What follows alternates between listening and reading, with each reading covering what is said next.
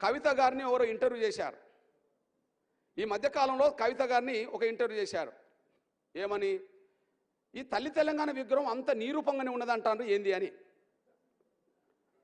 తల్లి తెలంగాణ విగ్రహం అంత నిరూపంగానే ఉంటుందని అంటుండు కదా. ఏంటంటే ఆమె ఉంటుందంటే, అవును నేను తెలంగాణ నేను తెలంగాణ బిడ్డనే కాబట్టి నా రూపం ఉంటుంది కదా అని అన్నది.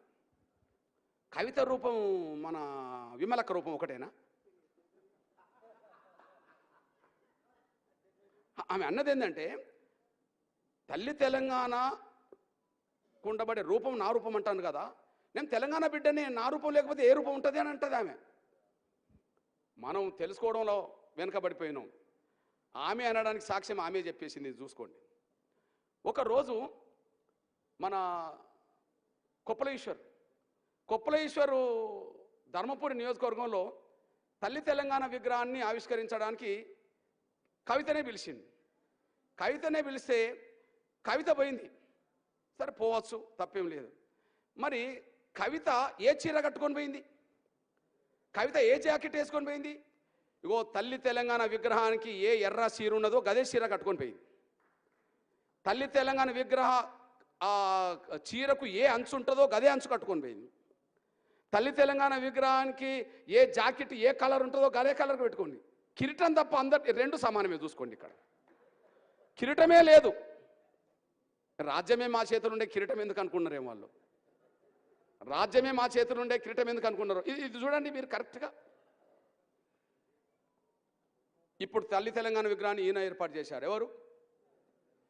అది కరెక్ట్ లేదు, మీ బిడ్డలాగా ఉండదని చెప్పి, అది బిడ్డలాగా ఉండదని చెప్పి ఆయన ఇప్పుడు ఒక విగ్రహాన్ని ఏర్పాటు చేశాడు. మళ్ళీ ఆయనే చెప్పిండు, ఏది విగ్రహావిష్కరణ సభలో ఏం చెప్పిండు? అచ్చం నా చిన్నప్పుడు మా అమ్మని చూసినట్టుగానే ఉండదని ఈయన చెప్తాడు. మరి రేవంత్ రెడ్డి తల్లి మన తల్లి ఎట్లా అవుతుంది అబ్బా? నాకు అర్థమవుతలేదు. ఈయన బిడ్డను మనకు తల్లి చేస్తే ఆమె తల్లి అని మనం అనుకుంటాం. రేవంత్ రెడ్డి తల్లిని మన తల్లి చేస్తే మనం ఆ తల్లే మన తల్లి అనుకుంటాం. కానీ పేద వర్గాల తల్లి మనకు చాకలైలమ్మని ఎందుకు భావించుకోలేము మనం? నేను అప్పుడు రాశాను, వ్యాసం కూడా రాశాను. ఇకపోతే దళితుడే ముఖ్యమంత్రి ఉన్న సమయంలో నాకు పెద్దయిన చరిత్ర మొత్తం తెలియదు కాబట్టి, అవగాహన లేదు కాబట్టి, నాకు అప్పటికే అందుతున్న సమాచారం ప్రకారంగా నేను ఈ టీఆర్ఎస్ వాళ్ళు రాజీనామా చేయడం, మళ్ళీ వాళ్ళే నిలబడడం, అది పెద్ద స్టైల్ అయిపోయింది. అప్పుడు రాజీనామా చేస్తే అది త్యాగం అనుకుంటాను ప్రజలు. సెంటిమెంట్కి మనల్ని ఎట్లా పెడతారో చూడండి. రాజీనామా చేసినామంటే మళ్ళీ ఇంకోరికి ఇస్తారా పదవి? ఇంకోరికి ఇస్తారా? ఇవారు మళ్ళీ వాళ్ళే నిలబడతారు. అంతకుముందు 10,000తో గెలిచిన వాళ్ళు మళ్ళీ సెంటిమెంట్, అబ్బో మనోడు త్యాగం చేసిండని చెప్పి ఇంకో 10,000 ఎక్కువేసి గెలిపిస్తారు మనోళ్ళు కదా. కానీ నేను తెలంగాణ ఏర్పడితే ఎవరు ముఖ్యమంత్రి అవుతారనే ప్రశ్న వచ్చినప్పుడు, కేసీఆర్ దళిత ముఖ్యమంత్రి అంటున్న రోజుల్లో, మరి 1969లో, అంతకుముందు సమాఖ్యాంధ్రన ఏదనే నాకు సమాచారం లేదు, అది పక్కన పెడదాం. కానీ తెలంగాణ రాష్ట్ర ఏర్పాటు కోసం రాష్ట్ర మంత్రి హోదాలో ఉండబడి కొండా లక్ష్మణ్ బాపూజీ గారు ఆ మంత్రి పదవికి రాజీనామా చేసిన కాంచి మళ్ళీ ఎలాంటి పదవి ఆశించలేదని చెప్పి చరిత్ర చెప్తున్నప్పుడు, నేను కేసీఆర్ తెలంగాణలో దళిత ముఖ్యమంత్రి అంటున్న రోజుల్లోనే ఇగో నేను తెలంగాణ ఏర్పడితే తొలి ముఖ్యమంత్రి కొండా లక్ష్మణ్ బాపూజీ కావాలని చెప్పి నేను అది చేశాను. విఠల్, నాకు అప్పటి చరిత్ర మీద నాకు అంటే జరిగిన పరిస్థితి, అప్పటికి రాజీనామా చేయడం మళ్ళీ గెలవడం వాళ్ళే. రాజీనామా చేస్తే త్యాగం ఎట్లవుతుంది? మళ్ళీ వాళ్ళే నిలబడితే. కానీ కొండా లక్ష్మణ్ బాపూజీ అట్లా కాదు కదా. పోనీ 69లో రాజీనామా చేసిన కాంచి మళ్ళీ ఎప్పుడు కూడా ఆయన మళ్ళీ పదవి తీసుకోలేదు కదా. మళ్ళీ ఆయన 6 నెలలు ఉండని అప్పటికి బతికిండు కదా. నేను రాసే టైంకి ఆయన బతికిండు, ఉద్యమాలు చేస్తున్నాడు. ఆయన ఆమర దీక్ష ఎత్తితే నేను కూడా పోయి మద్దతు ఇచ్చి తెలంగాణ అంతా ఆయనకు అండగా నిలబెడుతూ నేను వచ్చాను. మన బలహీన వర్గాల నేత ఆమర దీక్ష చేసినప్పుడు మనం అండగా ఉండాలని చెప్పి, ఆయన బతికినప్పుడు తెలంగాణ రాకముందే తెలంగాణ ఏర్పడితే తొలి ముఖ్యమంత్రిగా మా కొండా లక్ష్మణ్ బాపూజీ ఉండాలని చెప్పి నేను వ్యాసం రాశాను. ఎందుకు ఇవన్నీ చెప్తున్నా అంటే, ఇవాళ మాదిగ జాతి బిడ్డలు 30 ఏళ్ళ పోరాటానికి నా అణగారిన వర్గాల సమాజం నాకు ఎట్లా అండగా నిలబడ్డదో, నా వంతుగా నేను కూడా అణగారిన వర్గాల పక్షాన నిలబడడానికి ఇది సాక్షి. అందువల్ల మీకు విజ్ఞప్తి చేస్తున్నా, మన పెద్దయిన ఏ ఆశయమైతే కోసమైతే ఆయన జీవితాంతం కష్టపడ్డాడో, శ్రమించాడో, కొన్ని అడ్డంకులు ఎదుర్కొని ముందుకు వచ్చాడో, ఆయన మన కళ్ళ ముందు ఇప్పుడు లేడు. కానీ ఆశయాలు మాత్రం మిగిలినాయి. ఇవాళ చూడండి, కేసీఆర్ మంత్రివర్గంలో మన వాట వచ్చిందా? రేవంత్ రెడ్డి గారి మంత్రివర్గంలో మన వాట వచ్చిందా? రాలే.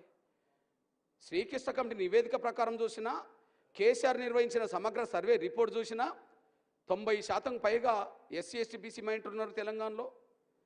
మరి మంత్రివర్గంలో ఈ 90% మన వర్గాల వాట వచ్చిందా? మంత్రివర్గంలో ప్రభుత్వంలో మంత్రివర్గంలో మన వాట మనకు వచ్చిందా?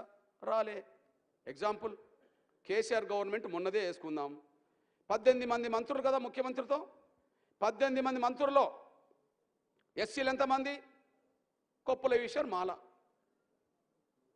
మాలకిస్తే మాదిగలకు లేదు. అంతకుముందు మాదిగలకిస్తే మాలలకు లేదు.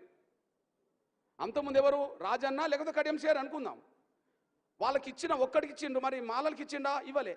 పోనీ మొన్న 5 ఏళ్ళు మాలలకి ఇచ్చిండు, మాదిగలకి ఇచ్చిండా అంటే ఇవ్వలే. 18-20% జనాభా గల వాళ్ళకు ఒకటి. ఓకే. ఎస్టీ సమూహం 10%. ఎస్టీ సమూహం 10%. 10% ఉన్న వాళ్ళు ఆదివాసులుగా, అదే సమయంలో మైదాన ప్రాంత గిరిజనులుగా మనకు లంబాడా ఇటు కనిపిస్తుంది. ఓకే. మరి ఎవరికి ఇచ్చిండు? ఆదివాసులకి ఇవ్వలే, ఒకటి ఇచ్చిండు. అంటే ఎస్టీల మొత్తం ప్రాతినిధ్యం ఎంత? 1%. 10% పైగా ఉన్న వాళ్ళకి ఒకటి, 20% ఉన్న వాళ్ళకి ఒకటి. ఇక పోతే 50% ఉన్న వాళ్ళకి ఎన్ని? ఒక 3 ఇచ్చాడు. 50% ఉన్న వాళ్ళకి ఎన్ని ఇచ్చిండు? 3 ఇచ్చేశాడు. ఒకటి మనకు శ్రీనివాస్ గౌడ్, లేదా మనకు కమలాకర్, లేదా భర్తరపై నాటికి ఈటల రాజేందర్. 3. ఒక మైనార్టీ. మొత్తం ఎన్ని? 90% వర్గాలు ఎస్సీ ఎస్టీ బీసీ మైనార్టీలు. 18లో 90% వర్గాలకు మినిమం 16 రావాలి కదా. 16 రావాలి కదా. వచ్చిన ఎన్ని? 6. వచ్చిన ఎన్ని? 6. మరి మిగిలిపోయింది ఎవరికి? వాళ్ళే తీసుకున్నారు. వాళ్ళలో మీ అందరు తెలుసు కేసీఆర్ కుటుంబమే 3. కేసీఆర్, హరీష్ రావు, కేటీఆర్. వాళ్ళ కులం నుంచి ఒకరు. ముందు పరిపాలనలో జూపల్లి ఉంటాడు, ఆయన తీసేస్తే ఎర్రబల్లి వస్తాడు. సంఖ్య తగ్గించలేదు బ్రదర్. ముందు పరిపాలనలో పాటు జూపల్లి ఉంటాడు, ఉన్నాడా లేదా? కొల్లాపూర్. ఆయనను ఏ కారణం వల్ల తీసేసినా మళ్ళీ అది ఉండాలి, ఆ ప్రాతినిధ్యం ఉండాలి కాబట్టి మళ్ళీ ఎర్రబల్లి వస్తాడు. అంటే 4 మొదటి నుంచి ఉంటాయి. ఇక రెడ్ల సంఖ్య ఏంటిది?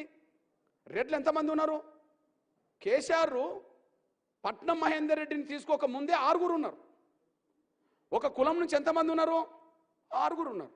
ఒక కులం నుంచి 6 ఉండంగా కూడా కొంతకాలం కోసమైనా ఎన్నికలకు ముందు మళ్ళీ పట్నం మహేందర్ రెడ్డిని తీసుకున్నాడు. ఒక కులానికి ఎంత ఇచ్చిండు?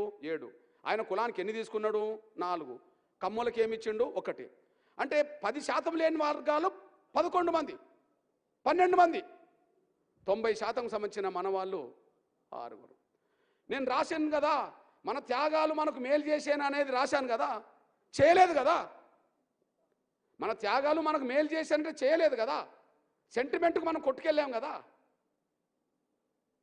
తెలంగాణ దొరలేలబోతుందనే విషయం చెప్పాను కదా. ఏలడం గ్యారెంటీ అయిపోయింది కదా.